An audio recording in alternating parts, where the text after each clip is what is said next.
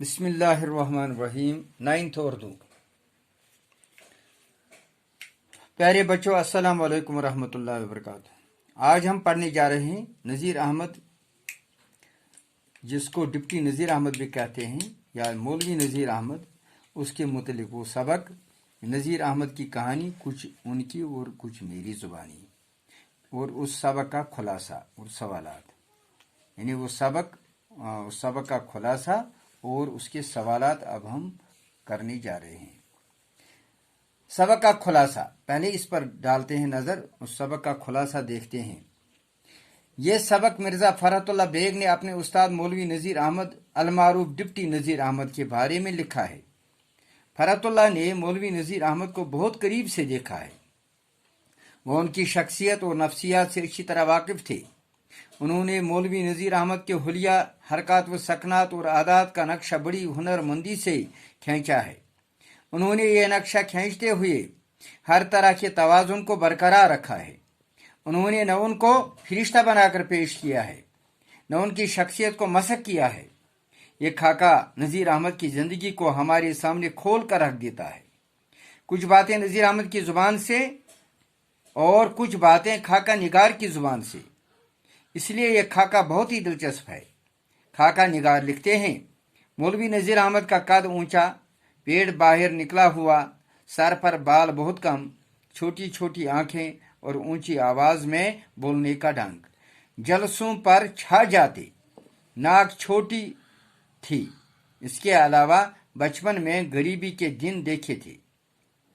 मौलवी साहब ने अरबी ज़ुबान पढ़ी थी, कुरान मजीद भी पढ़े हुए थे। सुबह सवेरे घर घर जाते और रोटियां समेट लेते। रोटियों के लिए एक हमसाया लड़की मसाले पिसवाती थी। बाद में जब कॉलेज में दाखिला लिया, वही लड़की उनकी शरीक हयात बनती है। मौलवी नज़ीर साहब जब कॉलेज में दाखिला लिया तो सर सैयद मुंशी ज़काउल्लाह और प्यारे लाल के साथ पढ़ने का मौका मिला। मौलवी नज़ीर अहमद ने कई किताबें भी लिखी हैं। कुरान मजीद के अपने तर्जमा पर उनको बड़ा नाज था। इस मजमून को अपनी फनी खूबियों और हकीकत निगारी की वजह से उर्दू खाका निगारी में एक संग मील की हैसियत हासिल है।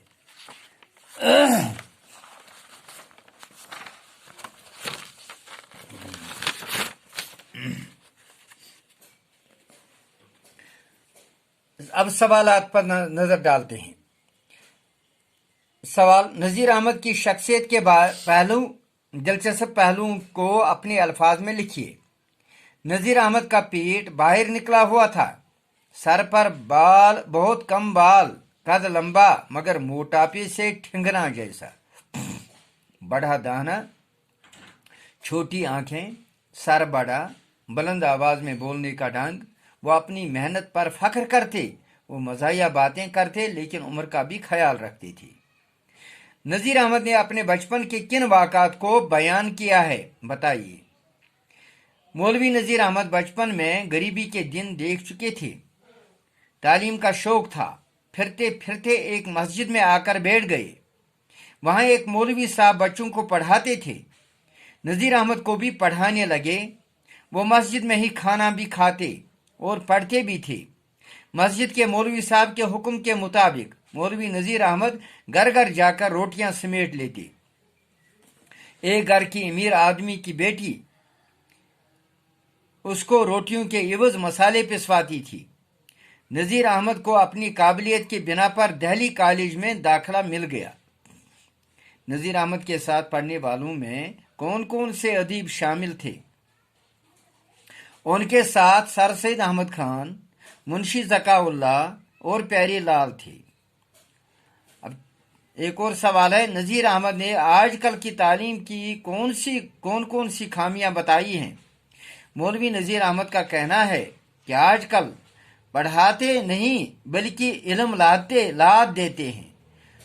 आजकल पढ़ाते नहीं बल्कि इल्म लाद देते हैं। एक ही क्लास में बहुत सारे मज़ामीन पढ़ाने से कोई फ़ायदा नहीं मिलता। उनके ज़माने में सिर्फ एक ही मजमून पढ़ाया जाता था और उसी में कामिल कर दिया जाता था।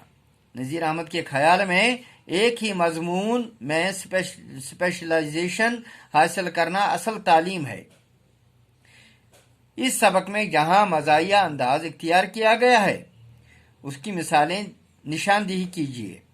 मौलवी नज़ीर अहमद का हुलिया बयान करते हुए मज़ाहिया अंदाज इख्तियार किया गया है। मसलन मसाला पिसवाने वाली लड़की के बारे में वो कहते हैं कि तुम समझे भी ये लड़की कौन थी? मियाँ, ये लड़की वही थी जो बाद में हमारी बेगम साहिबा हुई। सवाल, इस सबक में जो मुहावरे इस्तेमाल हुए हैं उन्हें तलाश करके लिखिए। इस सबक में दर्ज झेल मुहावरे इस्तेमाल हुए हैं: टांग लेना, गट्टे पड़ना, हाथ रोकना,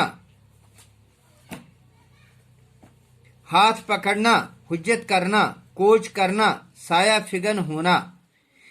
दर्ज झेल इक्तिबास का मुसन्निफ और सबक का हवाला देकर सलीस कीजिए। इक्तिबास: तुम समझे भी ये लड़की कौन भी मियाँ? वही है, वही वैसी ही जवानी में करीब हो गई। सलीस: यह इक्तिबास मिर्जा फरहतुल्लाह बेग के लिखे हुए खाके नज़ीर अहमद की कहानी कुछ मेरी और कुछ उनकी जुबानी से लिया गया है। इबारत के इस हिस्से में उस लड़की के बारे में बताया गया है जो उनसे रोटियों के बदले मसाले पिसवाती थी। यही लड़की जो बाद में उनकी शरीक हयात बन गई। अपनी तालिब इल्मी के ज़माने का पूरा नक्शा आंखों के सामने आता है और हंसी आती है। अब दोनों मियाँ बीवी गुजरे हुए अयाम को याद करके खूब हंसते हैं। बच्चों, ये था आपके लिए आज का सबक। मुझे उम्मीद है आपने अच्छी तरह सुन लिया होगा और आप इसको अपनी कापियों पर नोट करके रख देंगे ताकि आपका इम्तिहान अच्छी तरह से कामयाब हो जाएगा। शुक्रिया। खुदा हाफिज।